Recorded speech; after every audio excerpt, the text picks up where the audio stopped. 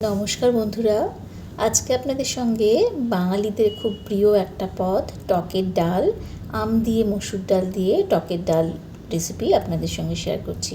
খুব সাধারণ একটা রান্না, খুব সিম্পল একটা রান্না, কিন্তু এক এক বাড়িতে এক এক রকম ফোড়ন পড়ে এবং ডালও বিভিন্ন রকম ডালে এটা তৈরি হয়। আজকে আমার বাড়িতে যেরকম তৈরি হয় রেগুলার এরিয়াতে গরমকালে, সেটাই আপনাদের সঙ্গে শেয়ার করছি। এখানে 1 কাপ মতন মসুর ডাল নিয়ে খুব ভালো করে 2-3 বার করে ধুয়ে নিচ্ছি। ধুয়ে নিয়ে পরিমাণ মতো নুন দিয়ে ডালটাকে সেদ্ধ করে নেব। আর এদিকে একটা আম কেটে নিচ্ছি। আমটা যদি কাঁচা মিঠে মতন আম হতো তাহলে কিন্তু আমি হয়তো সবটা আমি ব্যবহার করতাম, কিন্তু আমটা আমি টেস্ট করে দেখে নিয়েছি যে আমটা বেশ ভীষণই টক আর কি। তার জন্য আমি আমটার একটা পাশ মাত্র ব্যবহার করব, শুধুমাত্র একটা পাশ কেটে নিয়ে সেটা মাপ মতো কেটে নিচ্ছি। এই রান্নাটা তো সমস্ত বাঙালি বাড়িতেই হয়, কিন্তু আমার বাড়িতে যে ফোড়নটা পড়ে তাতে কিন্তু স্বাদটা খুব সুন্দর হয়। আমি অন্যভাবে কখনো করে দেখিনি, আমার মনে হয় যেন এটাই বেস্ট আর কি। এটা হলে আর কিছু লাগে না গরমকালে। দেখুন সেই রেসিপিটা আপনাদের সঙ্গে শেয়ার করছি। আমটা এরকম করে ডুমো ডুমো করে কেটে নিচ্ছি। এভাবেই আমরা কেটে করি। অনেকে কিন্তু খোসা সমেত ব্যবহার করেন, সেটাও করতে পারেন, কোনো অসুবিধে নেই। আমটা ভীষণ টক, তাই জন্য দেখতেই পাচ্ছেন কতটুকু নিয়েছি এই আমটা নিয়ে। এদিকে ডালটা সেদ্ধ বসিয়ে দিয়েছিলাম। ডালের এবার সাদা যে ফেনাটা হয় সেটা একটু ফেলে নেব, এবং এখনও ডালটা আর একটুখানি সেদ্ধ হবে, কারণ কি আমটা দেওয়ার পরে কিন্তু আর ডাল সেদ্ধ হবে না, ওই জন্য ডালটা কিন্তু একদম ঠিকঠাক মতন সেদ্ধটা করে নিতে হবে। দেখুন একটু ছাড়া ছাড়া ছিল, আরও কিছুক্ষণ ফুটিয়ে নিয়ে ডালটা একদম ঠিকঠাক মতন সেদ্ধটা করে নিয়েছি। এরপরে এতে দিয়ে দিতে হবে কেটে রাখা আমটা দিয়েও মিনিট 5 মতন আমি সেদ্ধ করে নিয়েছি।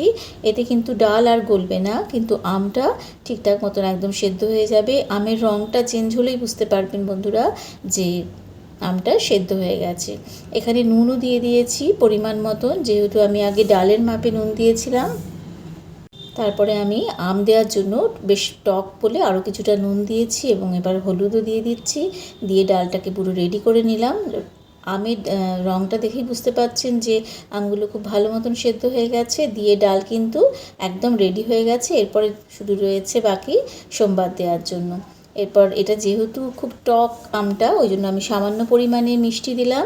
অনেকে কিন্তু আম ডালে বেশ পরিমাণ মতন মিষ্টি দেয়, আমরা খুব সামান্য একটু মিষ্টি দিলাম যাতে ব্যালেন্সটা থাকে স্বাদের। এরপর সর্ষের তেল নিয়ে নিয়েছি, তাতে একটা শুকনো লঙ্কা ফোড়নে দিয়ে দিলাম। লঙ্কাটা ভাজা হওয়ার পরে এতে দিয়ে দিতে হবে সর্ষে, বেশ পরিমাণ মতন, একটা বড় চামচের 1 চামচ মতন আপনি এতে সর্ষে ব্যবহার করতে পারেন। সর্ষে বেশি দিলেও কোনো ক্ষতি নেই, গন্ধটা দারুণ হয়। সর্ষেটা ভাজা হয়ে গেলে একটা হাতার পেছন দিক দিয়ে সর্ষেটাকে ভেঙে দিতে হবে। এতে কিন্তু সর্ষের আরও সুন্দর একটা গন্ধ, ভাজা গন্ধ ডালটার মধ্যে পুরো ছড়িয়ে যাবে। দেখুন এইভাবে হাতার পেছনটা দিয়ে আমি সর্ষেটাকে ভেঙে দিই। যখনই কোনো কিছুতে সর্ষে ফোড়ন দিই তখন কিন্তু এই প্রসেসটা আমি ফলো করি, এতে কিন্তু খুব সুন্দর একটা গন্ধ হয় ডালটার। এরপর আমি সেদ্ধ করে রাখা ডালটা ধীরে ধীরে এর মধ্যে দিয়ে দিচ্ছি। দিয়ে মিনিট 2 মতন ফুটিয়েই নামিয়ে নেব। ফোড়ন দেওয়ার পরে আমি বেশিক্ষণ ফোটাবো না ডালটা, তাহলে ফোড়নের গন্ধটা চলে যায়। দেখুন এইভাবে সমস্তটা দেওয়া হয়ে গেল। খুব সিম্পল একটা সহজ রান্না, কিন্তু এক এক বাড়িতে এক এক রকম রান্না হয়। কেউ কালো জিরে ফোড়ন দেন, কেউ জিরে ফোড়ন দেন। তাই আজকে আপনাদের সঙ্গে আমার বাড়ির টক ডালের রেসিপি শেয়ার করলাম। ফুটতে দিতে সময় দিতে হবে মিনিট 2 মতন। মিনিট 2 ফোটার পরে এটাকে আপনি নামিয়ে নিয়ে সার্ভ করে দেবেন গরম ভাতে। একটু বাটি ধোয়া জলও ব্যবহার করেছি। এবার দেখুন এটাকে 2 মিনিট মতন ফুটিয়ে নেব। এই রান্নাটা যদি আপনাদের ভালো লেগে থাকে বন্ধুরা, অবশ্যই আপনাদের কাছ থেকে একটা লাইক, শেয়ার, কমেন্টস আশা করছি। নতুন বন্ধুরা আপনাদের কাছ থেকেও কিন্তু একটা সাবস্ক্রিপশান আশা করছি। দেখুন খুব ভালো করে মিশিয়ে দিয়ে আমি এবার ডালটাকে নামিয়ে সার্ভ করে দেখাবো যে দারুণ স্বাদের একটা বাঙালিদের অতি প্রিয় টকের ডাল রেডি হয়ে গেছে, যেটা কিন্তু গরম ভাতে, তার সঙ্গে আলু ভাতে অথবা কোনো ভাজার সাথে একদম জমজমাট হয়ে যায় এই গরমের দিনে দুপুরগুলো।